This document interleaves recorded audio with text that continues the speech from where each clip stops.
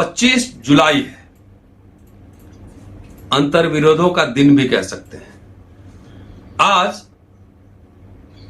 भारतीय गणराज्य के इतिहास में पहली बार आदिवासी समुदाय की एक महिला राष्ट्रपति बनी है। बधाई। सोशल मीडिया और तमाम मीडिया देश दुनिया से लोगों को लोग बधाई दे रहे हैं।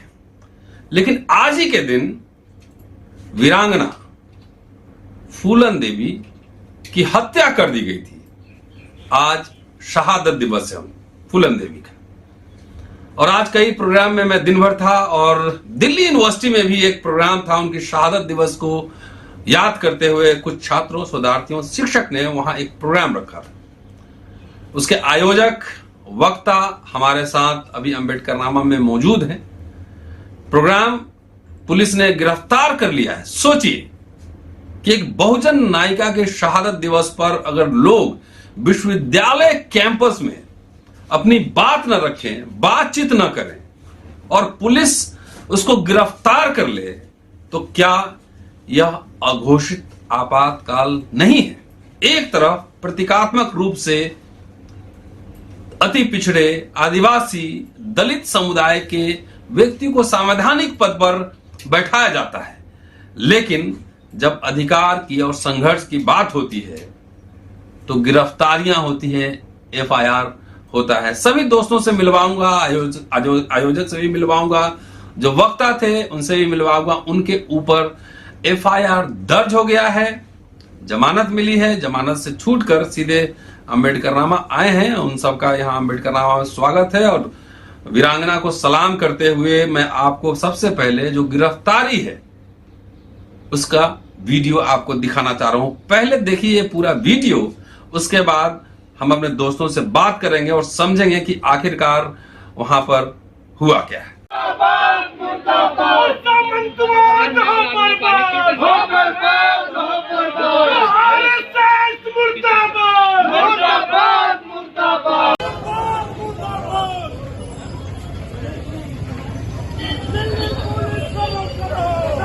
दोस्तों, अंबेडकरनामा में 3 खास मेहमान हैं।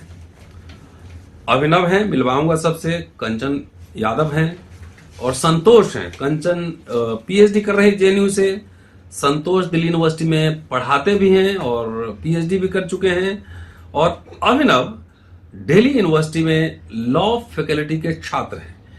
इन्होंने एक साझा कार्यक्रम किया था आर्ट्स फैकल्टी गेट नंबर 4 पर, जिसमें कैसे फूलन देवी को याद किया जाए। अब सीधे मैं आग्रह करूंगा अमर से कि जरा चेहरा दिखाएं। ये अमरजीत हैं जो आयोजक हैं, अभिनव हैं, आयोजक हैं। कंचन है, जेएनयू से पीएचडी कर रही हैं। संतोष हैं। क्या हुआ है मामला? वीडियो विजुअल्स आपने देख लिया है कि पुलिस ने गिरफ्तार किया है, थाने ले जाया गया है। ये मॉरिस नगर का इलाका है, लेकिन इनको बुरारी ले जाया गया है और वहां पे थाने में ही जमानत मिली है। तो सारा क्या मसला है, ऑर्गेनाइजर से भी पूछेंगे। क्या आपने पुलिस को पहले इतला किया था, सूचना दी थी, और क्या है पूरा समझने की कोशिश करेंगे। सबसे पहले लिए चलते हैं ऑर्गेनाइजर के पास, अभिनव के पास। उनसे जानना चाहते हैं क्या हुआ अल्टीमेटली। सर, हम लोग पहले प्लान किए थे कि 21वीं शहादत दिवस मनाएंगे अपनी हीरो फूलन देवी का। और इनिशिएट करने के बाद हमने सभी संगठनों से, छात्रों से, जो भी इंटरेस्टेड है उन सबको आने की अपील की थी। और जब हम लोगों ने सभा शुरू किया तो उसके लगभग 8 से 10 मिनट बाद ही जब हमारी पहली वक्ता बोल रही थी कंचना यादव, उसी वक्त पुलिस आ गई। जबकि पुलिस का परमिशन और बाकी चीज़ें हम लोगों ने सारा कुछ कर लिया था, एसएचओ से भी बात हो गई थी, लेकिन उन्होंने कुछ नोटिस नहीं दिया था कि 5 से ज़्यादा वहाँ पे जमा हो गए तो हम 144 लगाएंगे या फिर अरेस्ट करेंगे, ऐसा कुछ नहीं बताया था। तो फिर हम लोग आराम से कर रहे थे। तो वही 8 से 10 मिनट के बाद ही पुलिस आती है और हम सबको डिटेन कर करके मॉरिस नगर थाने का इलाका है, वो जो आर्ट फैकल्टी जिस लोकेशन पे पड़ता है, लेकिन वहाँ से डिटेन करके हम लोग सभी को 16 लोग थे, जिसमें हमारे 2 वक्ता भी थे, उनको ले जा करके बुरारी थाने में रखा 2 घंटे। उसके बाद फिर एफआईआर किया। उसमें हम 3 जो सीनियर लोग थे हमारे, उनके ऊपर नामजद किया गया और बाकी लोगों को बस नाम लिख करके और एड्रेस और बाकी चीज़ें लिख करके छोड़ दिया गया 2 घंटे बाद। सवाल ये है अभिनव, आपने पुलिस को परमिशन के लिए इंफॉर्मेशन दे दिया था, आपके पास डॉक्यूमेंट हैं। जब आपने पुलिस को लिखा उस समय कोई ऑब्जेक्शन पुलिस की ओर से था? सोशल मीडिया पे आपने पोस्टर शेयर कर दिया था, उसमें दिल्ली विश्वविद्यालय के टीचर्स भी वक्ता थे। तो उस समय पुलिस ने किसी भी तरह से आपको कोई ऑब्जेक्शन, कोई टेलीफोन कि आप सभा मत कीजिए, नहीं कीजिए, कुछ भी नहीं? मना तो पुलिस की ही नहीं थी। हाँ। उन्होंने पूछा था कितने लोग जमा हो गए, ऐसे मुझे लग रहा कि पुलिस बहुत कॉपरेट कर रही थी। मतलब जो इंसिडेंट हुआ उसके पहले, धरपकड़ के पहले मुझे लगा कि बहुत आसानी से सब कुछ हो गया, लेकिन आते ही वो जब सभा शुरू हुआ लोग आ गए, लगभग 30-35 लोग ही जमा हुए थे स्टार्टिंग में और कुछ लोग आ रहे थे। उसी वक्त लगभग मुझे लगता है कि 3 दर्जन पुलिस के। आज मैं भी आता, लेकिन मैं किसी कार्यक्रम में था कॉन्स्टिट्यूशन क्लब में, इसलिए नहीं आ पाया, लेकिन मुझे इन्फॉर्मेशन जानकारी थी कि यहाँ प्रोग्राम है। तो उसमें बगैर इन्फॉर्मेशन, बगैर किसी बातचीत के आपने सोशल मीडिया पे पोस्टर शेयर किया था पहले भी। दिल्ली पुलिस आपने भी, कंचन ने भी किया था, संतोष ने भी किया था। तो पहले हमारे वक्ताओं से भी दिल्ली पुलिस पूछी थी प्रोग्राम के बारे में, तो हम सब कुछ बता रहे थे। और SHO लोकल जो है हमारे थाने के, उनसे भी बात हो गई थी। कौन है SHO? वो क्या नाम शाह करके, मुझे नाम याद नहीं है, बस अमरजीत भैया के थ्रू में बात किया था। अच्छा, पूरा तेज बोलिए। क्या आप फूलन देवी मनाने आए थे कि जब आवाज में थोड़ा सा रहना जाए पंच पावर? तो चलिए दोस्तों, ये बात है कि इनका दावा है कि इन्होंने पुलिस परमिशन के लिए लिखा था, पहले कोई समस्या नहीं थी। सोशल मीडिया पे फोटोज, पोस्टर तैर रहे थे, कोई पुलिस प्रशासन की ओर से कोई सावधानी, बातचीत या आप मत कीजिए, नहीं कीजिए, कोई बातचीत नहीं। कार्यक्रम शुरू हो गया था और पुलिस उठाकर यहां से ले गई है। कंक्लूडिंग रिमार्क्स बाद में दूंगा, पहले और हमारे पास वक्ता हैं, और वक्ताओं में दिल्ली यूनिवर्सिटी के टीचर्स भी थे, JNU के PhD स्कॉलर हैं। कोई ऐसा नहीं कि अवांछित एलिमेंट जिसको बोलते हैं, जो सरकारी भाषा में आजकल नूपुर शर्मा को फ्रिंज एलिमेंट सरकार नहीं कहा है। कोई फ्रिंज एलिमेंट नहीं है, सब सम्मानित लोग हैं, PhD हैं, डॉक्टरेट टीचर हैं, और उनके साथ इस तरह का व्यवहार आप वीडियो लगातार आप देख रहे हैं। कंचन, तुम JNU से आई हो, क्या कैसे तुमको कौन कब मिले, आपको कैसे फोन किया? मुझे इन्होंने परसों फोन किया कि लाइक यहाँ पर हम प्रोग्राम रख रहे हैं, हमारी जो फूलन देवी है, वीरांगना फूलन देवी, उन पर, तो हम आपको चाहते हैं कि आप वक्ता के तौर पर हमारे यहाँ आए। राइट। तो मैंने बोला कि ठीक है, मैं आऊंगी, आप टाइम और प्लेस बता दीजिए। और इन्होंने फिर अगले दिन मुझे पोस्टर बना कर दिया। तो जैसे ही मैंने सोशल मीडिया पर वो पोस्टर शेयर किया तो मुझे दिल्ली पुलिस से फोन आया, मंजू नाम की कोई थी, कि मैं दिल्ली पुलिस से बोल रही हूँ और आप बताएंगे कि एग्जैक्ट आपका ये प्रोग्राम कहाँ पर हो रहा है। तो मैंने बोला कि ये तो आर्ट्स फैकल्टी हो रहा है, लेकिन एग्जैक्ट लोकेशन मुझे नहीं पता है, तो मैं अपने जो ऑर्गेनाइजर्स हैं उनका नंबर दे रही हूँ, तो आप पूछ लीजिए। तो मैंने अभिनव का नंबर दिया, वो उन्होंने फोन किया या नहीं किया ये मुझे नहीं पता। फिर से दोबारा उनका फोन नहीं आया। तो आज जब 2:30 बजे के करीब आई और सबसे पहली वक्ता मैं थी, तो जैसे ही मैं 5 से 7 मिनट बोली, 2 मिनट बोली, तो दिल्ली पुलिस आई और बोल रही है कि हम यहाँ पर धारा 144 लगा हुआ है, आप लोग यहाँ पर प्रोग्राम नहीं कर सकते, 5 मिनट में आप लोग इसको वैकेट कीजिए। नहीं, कोई नोटिस दिखाया धारा 144? नहीं, कोई नोटिस उन्होंने यहाँ डूटा का धरना हो ही रहा है, प्रोटेस्ट हो ही रहा है, कह रहे कि 5 लोग से ज्यादा आप लोग यहाँ पर इकट्ठा नहीं हो सकते। और इन्होंने ये भी नहीं कहा कि अगर 5 मिनट बाद आप यहाँ से नहीं जाएंगे तो हम आपको डिटेन कर लेंगे। बस उन्होंने बोला कि ये एरिया आप 5 मिनट में खाली कर दीजिए। हम अपना कार्यक्रम कंटिन्यू रखे, मैं बोलती गई, और उसके बाद जो महिला जो पुलिस थी वो आई और फिर मुझे पकड़कर उन्होंने अपनी बस में बैठा लिया और पूरे प्रोग्राम को उन्होंने ऐसे ही खत्म कर दिया। फिर वहां से हमें ले गई बुराड़ी पुलिस स्टेशन और 1-1.5 घंटे वहां पर रखे, और हम 3 लोग पे, जो हम सीनियर थे, संतोष सर मेरे और अमरजीत पे, उन्होंने FIR किया, और उसके बाद फिर लाकर वापस यहाँ पर आर्ट्स फैकल्टी छोड़े बस से। चाय वो पिलाया कि नहीं? नहीं, हमने खुद से पिया। कौन सा धारा में हुआ है? 188 क्या है वो? कि 144 धारा का वो उल्लंघन किया। नहीं, पुलिस ने कोई सूचना दी थी कि 144 है, आपको कोई सूचना आई थी? नहीं। यहाँ तक कि जब वो मुकदमा डाल रही थी 3 सीनियर लोगों पे, तभी बोला था कि अभी भी तो नोटिस दिखा दीजिए आप। हाँ हमें तब भी अरे नोटिस नहीं सर दिखाया एक गया। चीज मैं बोलूंगा, इंटरप्ट कर रहा हूँ कि यूनिवर्सिटी, दिल्ली यूनिवर्सिटी जैसी यूनिवर्सिटी है, उसका मेन गेट है और गेट पे धारा 144 लागू है। ये कैसे possible है? कोविड प्रोटोकॉल भी अब नहीं है, कोई प्रोटोकॉल नहीं है। और सबसे बड़ी बात इसमें मैं जोड़ना चाहूंगा दूसरे तरीके से कि हमें थाने ले जाते हैं और एफआईआर किसके नाम से होता है? जो वक्ता है उनके नाम से एफआईआर हो रहा है। हम वक्ता थे, कंचन वक्ता थी, हम लोगों के नाम से एफआईआर हो रहा है, ऑर्गेनाइजर के नाम से नहीं हो रहा है। ऑर्गेनाइजर का तो हो रहा है, लेकिन वक्ता को भी उसमें, एक तो ऑर्गेनाइजर को खोजा जाता था, ठीक है, वक्ता के नाम से हो रहा है कि आप यहाँ पर कैसे बोलने आ गए। हाँ। तो इस तरह की चीजें, अब इसका क्या जवाब दिया जाए उनको? तो अमरजीत ने जब मना किया कि मैं सिग्नेचर नहीं करूंगा आपके फॉर्म पर, तो उन्होंने कहा कि आपको हम तुरंत अभी फिर कोर्ट लेकर जाएंगे। फिर वो कन्विंस हुआ और फिर वहां पर सिग्नेचर किया। लाइक ओवरऑल एक प्रेशर क्रिएट कर रहे थे, डरा। अभी मैं वही एक्ट में देख रहा था कि क्या है आईपीसी की धारा 188। यह घोषणा महामारी एक्ट यानी एपिडेमिक डिजीजेज एक्ट 1897 के तहत की गई थी। एपिडेमिक एक्ट, इस एक्ट के अनुसार अगर कोई शख्स लॉकडाउन या इसके दौरान सरकार के निर्देशों का उल्लंघन करता है तो उसके खिलाफ आईपीसी की धारा 188 के तहत कानूनी कार्रवाई किए जाने का प्रावधान है। तो इसमें तो कुछ भी नहीं, ना लॉकडाउन है ना कोई महामारी है, कुछ भी नहीं है। यूनिवर्सिटी के गेट के बाहर, गेट के बाहर यहाँ धरना भी लग रहा है।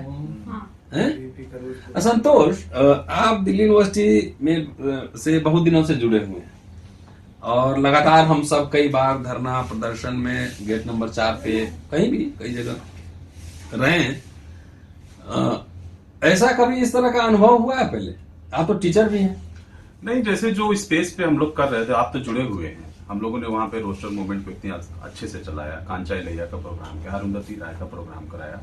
वो स्पेस एक तरह से बहुजन स्पेस बन गया था, क्योंकि अगर हम अपने नाम से कोई हॉल बुक कराना चाहे यूनिवर्सिटी में तो नहीं होगा, हम कोई स्पेस बुक कराना चाहे नहीं होगा। हमारी मजबूरी थी कि हमें यूनिवर्सिटी के आसपास स्पेस चाहिए जहां हम बहुजन की आवाज उठा सकें। वो जगह हमने बनाई थी, लेकिन साजिशन की उस जगह से सिर्फ वो जगह हमारे पास बची थी, उसको खत्म करने के लिए एक तरह से लगातार पिछले 2 साल से ये कोशिश की जा रही है कि वहां पे कोई प्रोग्राम ना हो पाए।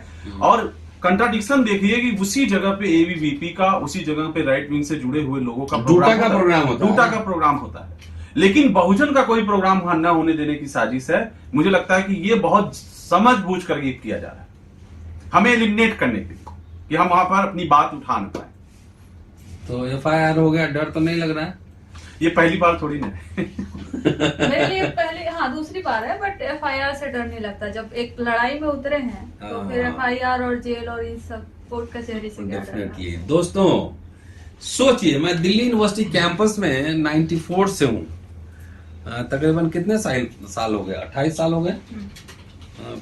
सोचिए, दिल्ली यूनिवर्सिटी कैंपस पूरा खुलेआम हॉस्टल में रहता था, जूली हॉल, मानसरोवर, और पूरे बीसी ऑफिस से हम लोग पैदल चलते थे, आते जाते थे एक दूसरे कॉलेज में, हॉस्टल में आना जाना। इवन विमेंस हॉस्टल में भी हम लोग का आना जाना होता था। 9 बजे तक आप चाय पी सकते हैं, दोस्तों से बात कर सकते हैं, कोई बंदिश नहीं थी यहाँ पर, और पुलिस बगैर परमिशन के ऐसे नहीं कहीं आती थी। 30 साल में दिल्ली विश्वविद्यालय की किलेबंदी हो चुकी है, और जब तक किलेबंदी, समझिए ये बात, किलेबंदी कैसे हो रही है? जब बहुजन छात्र छात्राओं में एक तरह का अवेयरनेस आ रहा है, लोग बोलना चाह रहे हैं। आज मैं कॉन्स्टिट्यूशन क्लब में यही बात कर रहा था कि लड़ाई अब जो है पॉलिटिकल क्लास थोड़ी लड़ रहा है, यूनिवर्सिटी से निकले हुए एक्टिविस्ट लोग लड़ाई लड़ रहे हैं, चाहे रोस्टर का मसला हो, चाहे SC/ST एक्ट मसला हो, चाहे तमाम इस तरह के, रोहित बमुला हो, कोई भी इस तरह का मसला हो। लगातार विश्वविद्यालय के दलित, बहुजन छात्र, बैकवर्ड्स, ट्राइब्स छात्र आवाज मुखर कर रहे हैं, नेता नहीं कर रहे हैं। जब विश्वविद्यालय और कॉलेज की किलेबंदी हो जाए तो समझिए उसका पतन हो रहा है और आपकी एंट्री का मार्ग बंद किया जा रहा है। आज वीरांगना फूलन देवी का शहादत दिवस, ऐसा कोई कार्यक्रम वहां नहीं था कि जिससे लगे कि लॉ एंड ऑर्डर का कोई प्रॉब्लम हो सकता है। कोई लास्ट मोमेंट जब प्रोग्राम शुरू हो गया है तब गिरफ्तारियां होती हैं। सोचिए, जब आपको बोलने की आजादी, अघोषित आपातकाल इसी को कहते हैं। बोलने की आजादी नहीं, लिखने की आजादी नहीं। सावन का महीना चल रहा है और सोचिए आप कांवर में भी घूम रहे होंगे, लेकिन आपको आपके बच्चों को बोलने नहीं दिया जा रहा है। अब चुप, आरक्षण तो छोड़ ही दीजिए, रिप्रेजेंटेशन छोड़ दीजिए, वो सब धीरे धीरे इररिलेवेंट हो रहा है, खत्म किया जा रहा है। अब तो बात यह है कि आपको अपने नायक और नायिकाओं के जन्मदिन और शहादत परिनिर्वाण दिवस में भी आपको कैंपस में याद नहीं करने दिया जाएगा। बहुत ही गंभीर सिचुएशन है और पॉलिटिकल क्लास से हमारी नाराजगी है, क्रिटिक हूं, लेकिन अपील भी है। इसमें मुझे भी कुछ कहना था। जी संतोष, मैं ये कह रहा था कि सर दादा ने बताया, तो पुराने लोग हैं जिन्होंने मंडल कमीशन जब लागू हो रहा था तो इन्होंने तो उसको नजदीक से देखा है। इसी यूनिवर्सिटीज से, ऐसे ही यूनिवर्सिटीज से मंडल कमीशन जब लागू हो रहा था तो उसका विरोध किया गया था। और समय देखिए कि ऐसे ही यूनिवर्सिटीज से हम लोग रोस्टर की लड़ाई लड़े, ऐसे ही यूनिवर्सिटीज से, अब यूनिवर्सिटीज से आवाज आ रही है। हमने सीए एनआरसी के खिलाफ झंडा उठाया। ये यूनिवर्सिटीज जो है, इसका कैरेक्टर बदलने के बाद सोचिए कि आवाज बदल गई है। ये बड़ी, नहीं तो आप अगर याद करेंगे तो मंडल कमीशन लागू जब हो रहा था सारी यूनिवर्सिटियां लगभग लगती थी कि उसके विरोध में, लेकिन आज जब रोस्टर की लड़ाई हुई तो हिंदुस्तान की सारी यूनिवर्सिटियां लग रही थी उसके समर्थन में।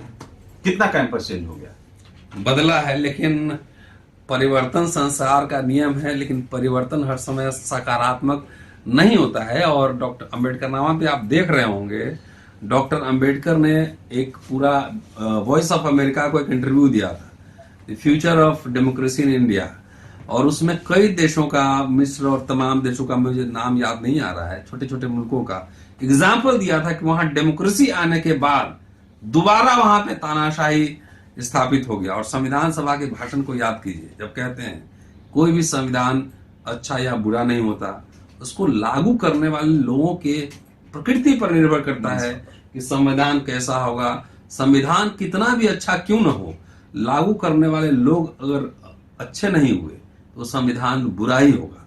और संविधान कितना बुरा क्यों न हो, अगर उसको लागू करने वाले लोग अच्छे हुए तो वो संविधान अच्छा होगा। आज फूलन देवी की शहादत दिवस है, देश भर में कई जगह प्रोग्राम हुए, सोशल मीडिया पटा रहा। हमारे युवा साथी, PhD scholar, student, law student, academician, teacher, सब वहां वक्ता थे।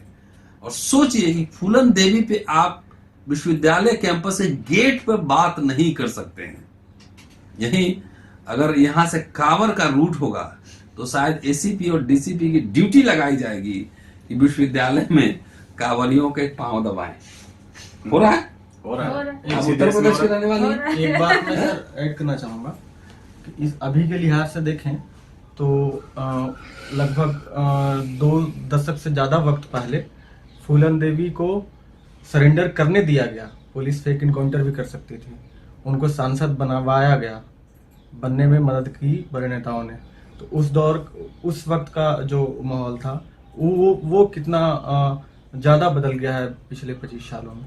जी, उनकी ये वीडियो आपको सिर्फ सुनने के लिए नहीं है, सोचने के लिए भी है। एक बार सोचिए, आपके बाद जो आपके बच्चे हैं उनका भविष्य क्या होने वाला है। शुक्रिया की यस। इसमें मैं फूलन देवी की एक लाइन कहना चाहूंगी। जब एमपी बनी और कई सारे इंटरव्यूज में गई तो उन्होंने वहां पर बोला कि रावण, ये स्टोरी रियलिटी है क्या है, लेकिन रावण सीता को बस एक बार उठाकर ले गया। और महाभारत में ये भी बताया गया है कि उसने सीता को कभी टच नहीं किया था, रामायण में सॉरी। उसके बावजूद भी हर साल जो रावण का है इंडिया में पुतला दहन होता है हर साल, लेकिन फूलन देवी को 30-30, 40-40 अपर कास्ट तथा कथित सवर्ण, ठाकुर, राजपूत उनके साथ रेप करते हैं। और ऐसे कंडीशन में वो बंदूक उठाती हैं तो मेरे लिए तो क्वीन ऑफ जस्टिस ही रहेंगी। तो भले आज वहां उस गेट से हमें हटा दिए हो, हमें जेल ले गए हो, हमें चाहे जहां ले गए हो, लेकिन ये हमारी आवाज कभी बंद नहीं होगी। हमारे पास मल्टीपल प्लेटफॉर्म है, जैसे सर का ये प्लेटफॉर्म है, हम यहाँ पर अपनी आवाज ही दे रहे हैं। आज यहाँ से उठाकर ले जाएंगे, हम कहीं और बोलेंगे, कुछ भी कर ले, कितना भी कमेंट कर ले, हम चुप नहीं रहने वाले हैं। नहीं, ये एक चीज और है कि मैं इसमें ऐड करना चाहूंगा कि ये बहुत पहले से कोशिश है हिंसा का नाम जोड़ के, हिंसा के रंग में रंग के फूलन देवी को एकेडमिक डिस्कोर्स से गायब कर दिया जाए। ये साजिश बहुत दिन चली, लेकिन जैसे जैसे बहुजन स्टूडेंट पहुंच रहे हैं, वो अपनी वीरांगना को यूनिवर्सिटी के दरवाजे तक लाए हैं। बहुत जल्दी है वो अंदर के डिस्कोर्स में भी होंगे। और अगर आप नारीवाद की बात करते हैं, प्रोग्रेसिव बनते हैं, तो आपको फूलन देवी का नाम लेना पड़ेगा। सर एक बात मैं ऐड करना चाहूँगा, शायद ये मेरी ज़िंदगी का एक खास दिन बनकर रह जाएगा। मैं अगले 20 साल 30 साल बाद अपने बच्चों को या फिर आने वाली पीढ़ियों को कह सकूँगा, पूरा प्लानिंग कर लियो। दिल्ली विश्वविद्यालय में फूलन देवी जी की शहादत दिवस मनाते हुए हम गिरफ्तारी दिए थे। ये गर्व का विषय होगा।